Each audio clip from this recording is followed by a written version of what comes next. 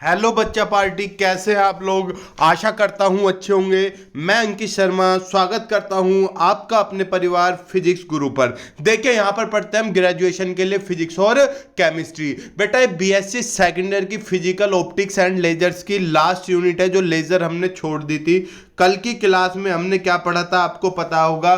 कल की क्लास में हमने पढ़ा था इमिशन और एब्जॉर्प्शन, स्टिमुलेटेड और स्पॉन्टेनियस। मैंने आपको हिंदी मीनिंग भी बताया था। कल मैंने कहा था हम 10-10 मिनट की छोटी छोटी क्लासेस रखेंगे। आज जो हम करने वाले हैं, आज हम करने वाले हैं रूबी लेजर। अब ये रूबी लेजर क्या है, अब इसके बारे में आप बड़े ध्यान से सुनना। बड़ी इजी लैंग्वेज का मैंने इस्तेमाल करने की कोशिश की है। यहां देखो क्या है, the ruby laser was built by Maiman. Maiman नाम के एक व्यक्ति थे, उसने इन्हें बनाया था। और बनाया कब था? 1962 में। ये रहा इन 1962। कुछ बुक में 60 भी लिखा हुआ है, इसे देख के कंफ्यूज नहीं होना, क्योंकि तुम्हें पता है डेट में हमेशा क्या रहता है, कंफ्यूजन रहता है। It was the first laser. ये क्या था? पहला लेजर था। क्या था? पहला लेजर था। रूबी इज बेसिकली, अब सर ये रूबी लेजर तो है, ये रूबी क्या है? अरे रूबी इज बेसिकली ये सिलिकायो सिलिका है। क्या? सिलिका एक क्रिस्टल है जिसमें क्या होता है, containing about 0.005% of chromium atom. यानी कि सिलिका का एक क्रिस्टल है जिसमें 0.005% क्रोमियम एटम्स होते हैं। समझे? The chromium ion give the transparent Al2O3 crystal A pink और रेड कलर। अरे इसका आपने रूबी नाम तो सुना होगा, लड़की का नाम नहीं, रूबी क्रिस्टल सुना होगा। उसका कलर पिंक सा होता है। तो वो पिंक कलर किसकी वजह से होता है? क्रोमियम आयन की वजह से। ये आपने 0.005% क्रोमियम एटम जो लिया, इस क्रोमियम आयन की वजह से उसका कलर पिंक होता है या रेड कलर होता है। अब सर पिंक रेड कब होगा? अब कंसंट्रेशन से, मात्रा से। अगर आपने कम लिया, क्या लिया? कम लिया, तो पिंक होगा। कंसंट्रेशन, कंसंट्रेशन का मतलब होता है मात्रा। अगर आप उसकी मात्रा बढ़ाते जा रहे हो तो कलर भी डार्क होता चला जाएगा। इसमें कोई रॉकेट साइंस नहीं है। समझे इस बात को? अब मैं आपसे बताऊं, अब हमें क्या पढ़नी है, रूबी लेजर की कंस्ट्रक्शन पढ़ी है। बड़े सिंपल वे में हम इसकी कंस्ट्रक्शन का डिस्कशन करने वाले हैं। The construction of ruby laser is shown below. यानी कि रूबी लेजर की कंस्ट्रक्शन नीचे दिखाई गई है। अब हम इसकी कंस्ट्रक्शन का डिस्कशन करते हैं। देखो कंस्ट्रक्शन में क्या है, ये एक ट्यूब है कांच की, ये यहां पर लिखा हुआ है। ये रहा, ये क्या है? एक गैस ट्यूब है। सर ये हमें ऐसे समझ में नहीं आ रहा, थ्योरेटिकली समझाओ। ये सारी थ्योरी लिखी हुई है इसमें। योरा the active material is a small cylinder of pink synthetic ruby. इसमें एक सिलेंड्रिकल शेप में क्या होती है, एक स्ट्रक्चर होती है जो किसकी बनी हुई होती है? रूबी की। जिसके डायमीटर कितना होता है? 0.5 centimetre in diameter and 5 centimetre long. कुछ सेंटीमीटर की लंबी होती है वो। इसमें देखो 2 parallel mirrors are used. 2 parallel का मतलब क्या होता है? समांतर। एक इस कोने पर और एक इस कोने पर दर्पण इसमें यूज होते हैं। 1 mirror M1 is fully silvered, यानी कि पीछे वाला फुल सिल्वर्ड होता है और जो आगे वाला वो होता है partially silvered. And the other mirror M2 is partially silvered so as to enable the coherent light. ये ENABL है। इनेबल मतलब जो कोहेरेंट लाइट को पास होने दे सके। देखो पीछे वाला तो फुल्ली सिल्वर्ड है और आगे वाला पार्शियली सिल्वर्ड, तो जो फोटॉन्स होंगे इससे टकरा के इधर को चलेंगे तो इसमें से पार निकल सके। इस वजह से ये पार्शियली सिल्वर्ड है और ये फुल्ली है, क्योंकि पीछे को थोड़ी लेजर बीम निकाल लोगे, लेजर बीम आगे को ही तो निकाल लोगे मेरे बच्चा। ठीक। द मिरर, ये लिखा हुआ, the mirrors must be parallel. Mirror क्या होने चाहिए? पैरेलल होने चाहिए। And separated by some distance, कुछ दूरी पे होने चाहिए। ठीक है। Cooling is used to keep the ruby at a constant temperature. Ruby का टेम्परेचर चेंज ना हो, इसलिए हम वहां पे हम कूलिंग भी यूज करते हैं। Since quite a large amount of energy pumped into it, और इसमें लार्ज एनर्जी क्या होती है? पंप होती है। इसी वजह से इसे क्या रखा जाता है? कूल, ताकि ये गर्म ना हो, टेम्परेचर इसका हाई ना हो। The pumping process is carried out with the help of xenon flash tube. Pumping होती है। सर ये पंपिंग क्या है? अरे पंपिंग क्या होती है, इसमें क्या होती है? लोअर एनर्जी से हायर एनर्जी में फोटॉन्स जाते हैं, आपने पढ़ा तो था, stimulated absorption, spontaneous emission, stimulated emission. तो एब्जॉर्ब करके नीचे आता है, जब भी तो फोटोन रिलीज होते हैं, तभी तो आपको लेजर के लिए क्या मिलती है, लाइट मिलती है। तो यही क्या है आपका पंपिंग। पंप में क्या करते हो, ऊपर नहीं पहुंचाते, ठीक। तो ये पंपिंग किसकी वजह से होती है, जिनाइन फ्लैश ट्यूब से। अब आपने थ्योरी अच्छे से समझ ली, अब आप देखो इसकी स्ट्रक्चर पे आओ। ये रही इसकी स्ट्रक्चर सारी। एक मिरर ये रहा M1, ये रहा मिरर M2, ये रहे आपके फुल्ली रिफ्लेक्टिंग, यो है फुल्ली रिफ्लेक्टिंग, और ये है बेटा पार्शियली रिफ्लेक्टिंग। कूलिंग ऐसा डाली जाती है, इसमें डाली जाती है, और ये गैस ट्यूब होगी पूरी की पूरी। इसमें कोई समस्या तो नहीं, कूलिंग ऐसा डाल लो और यहाँ से घूम के इसमें निकल जाती है। तो फिगर अब समझ में आ गई होगी अच्छे से। चलें अब अपना वर्किंग पे, ये आप अच्छे से सब समझ रहे होंगे। अब हम किस पे आ गए, अब हम आ गए वर्किंग में। वर्किंग अच्छे से समझना। देखो आपके में क्या है, अभी मैं आपको सारी चीज़ दिखाऊंगा, आप घबराओ मत, पहले पढ़ लो इसे। क्योंकि कुछ बच्चे सोच रहे होंगे सर नोट्स में तो कुछ हो रहा है, ये वे ही नोट्स है, लेकिन मैं सिस्टम से पढ़ा रहा हूँ आपको। देखो यहाँ वर्किंग का मतलब होता है कार्यविधि।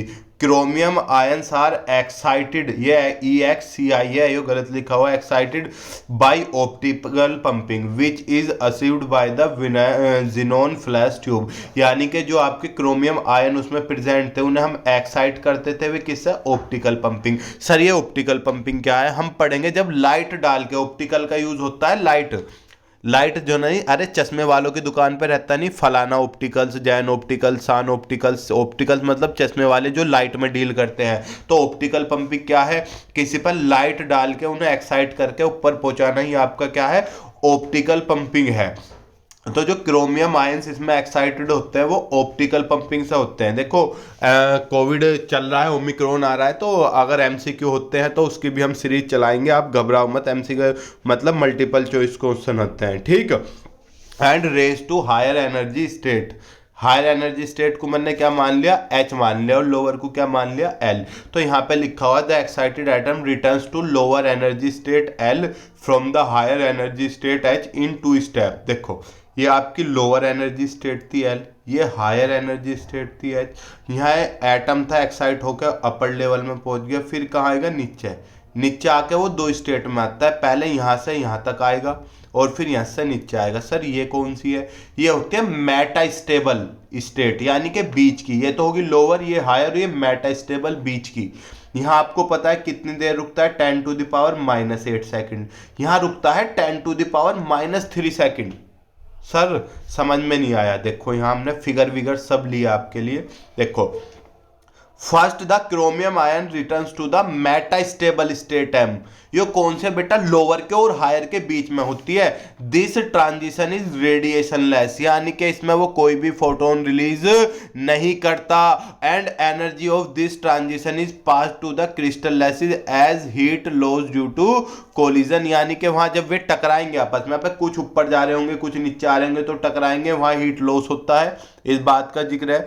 The chromium ions that returns to M level, M level मतलब metastable, can remain in this state for several millisecond. वहां कुछ देर तक रुकते हैं मेटास्टेबल स्टेट में, कितनी देर तक, 10⁻³ सेकेंड तक। अब आपको पता है लोअर होगी, ये हायर होगी, और ये मेटास्टेबल। हायर में कितनी देर, 10⁻⁻8 सेकेंड, लोअर में 10⁻³ सेकेंड। अब इन दोनों में कौन सी वैल्यू बड़ी है, 10⁻8 या 10⁻³ वीडियो पॉज करो और कमेंट बॉक्स में बताओ विच वैल्यू इज लार्जर, 10⁻8 या 10⁻³ सेकेंड। तो बेटा यहाँ पे माइनस है, और माइनस में जो छोटी होती है वो बड़ी होती है, पता है इस चीज का, सर पता है। तो इसमें ये वाली वैल्यू बड़ी है, यानी कि ज्यादा देर तक किस में रुकेगा, मेटास्टेबल स्टेट में। कितनी times, 10⁵ times of higher state. अबे 10⁸ को 10⁵ से मल्टीप्लाई कर दोगे तभी तो 10⁻³ बचेगा।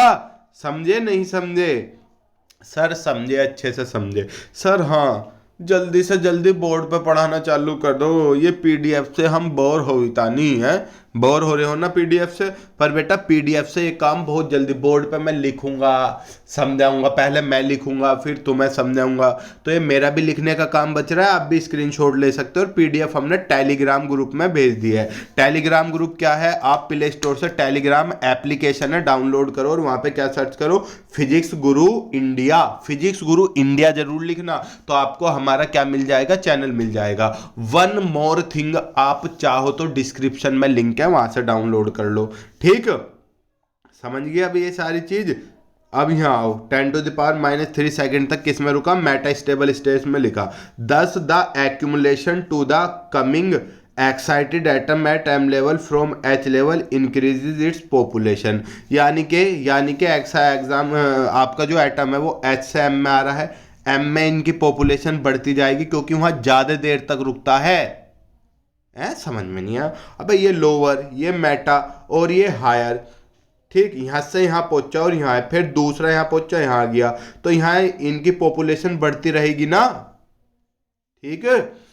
When a chromium ion falls to the lower level L from the metastable M by spontaneous emission, it emits a photon of 6943 angstrom. यानी कि देखो, ये लोअर था, ये आपका मेटा था और ये हायर था। लोअर से हायर में गया, मेटा में रुका 10⁻³ सेकंड, और जब नीचे आएगा तो ये क्या आएगा, कुछ एक फोटोन रिलीज करता हुआ आएगा।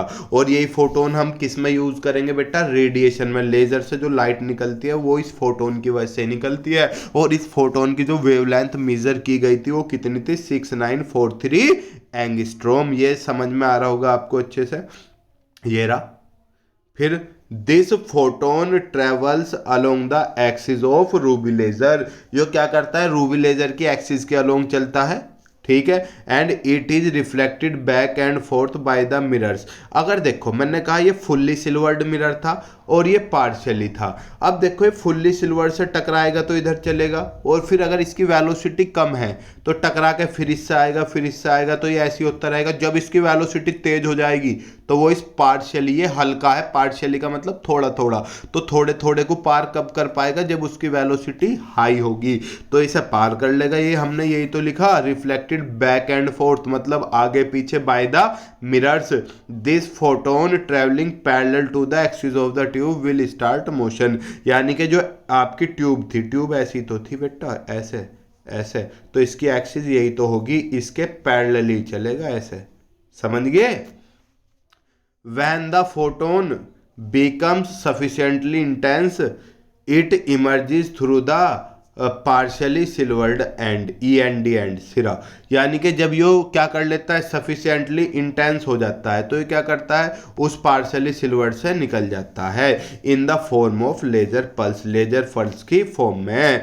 This laser beam is red in colour and correspond to a wavelength of 6943। ये रेड होती है, रेड किस वजह से होती है, क्रोमियम आयन की वजह से, और इसकी वेवलेंथ कितनी होती है, 6943 एंगस्ट्रोम। सर इतनी क्यों है? हमने अभी आपको बताया था, क्या बताया था हमने आपको, कि ये जो फोटोन निकलता है ये 6943 का निकलता है, और ये जो आपकी क्या बनी है, लेजर बीम, इन फोटोन से ही तो बनी है, तो जितनी फोटोन की होगी उतनी इस लेजर बीम की होगी। अब मैं आपको दिखाऊं बेटा, ये देखा मैंने फिगर बना रखी पूरी, ये लोअर है, ये हायर है, जाता है, फिर मेटा स्टेबल में आता है और मेटा से लोअर में आता है, ठीक है बेटा, ऐसी आता है वो, ऐसे समझ गए इसमें। अब देखो आगे आपका हीलियम नियॉन लेजर है, इसे हम कल की क्लास में डिस्कशन करेंगे। आइंस्टाइन कोफिशिएंट है, मैं आपको दिखाऊं सारी चीज़ें। ये आपका हीलियम नियॉन लेजर है, इसकी सारी चीज़ें वर्किंग होने के बाद इसके क्या है, helium neon laser over the, कि हीलियम नियॉन लेजर ज़्यादा बेटर है या रूबी लेजर ज़्यादा बेटर है। फिर एप्लीकेशन है लेजर के, ठीक, और भैया फिर आपके आइंस्टाइन कोफिशिएंट है, और ऊपर भी जो ऑप्टिकल पंपिंग है वो भी हम पढ़ने वाले हैं। ये आपका हीलियम नियॉन लेजर था, ये आपका रूबी लेजर था, ये नहीं देखो, ये डायरेक्ट कन्वर्जन, इलेक्ट्रिक डिस्चार्ज और ऑप्टिकल पंपिंग, एक्टिव सिस्टम और कोहेरेंट बीम, ये सारी चीज़ें हम पढ़ने वाले हैं, लेकिन मैं एक सिस्टम से पढ़ा रहा हूँ। पहले हमने पढ़ा था इमिशन और एब्जॉर्प्शन, अब रूबी लेजर, कल हीलियम नियॉन लेजर और फिर आइंस्टाइन कोफिशिएंट। ध्यान रखना, ये ruby laser, helium neon laser और आपका सॉरी लास्ट कौन सा बताया मैंने आपका आइंस्टीन कोफिशिएंट। इन तीन में से एक ना एक जरूर आता है। तो आपको अच्छे से तैयार करना है। मिलते हैं हम आपसे कल। अब लेज़र वालों परेशान मत होइए, अब आपकी भी वीडियो आ रही है, ठीक है। मिलते हैं आपसे कल, तब तक के लिए खुश रहिए। जय हिंद, जय भारत।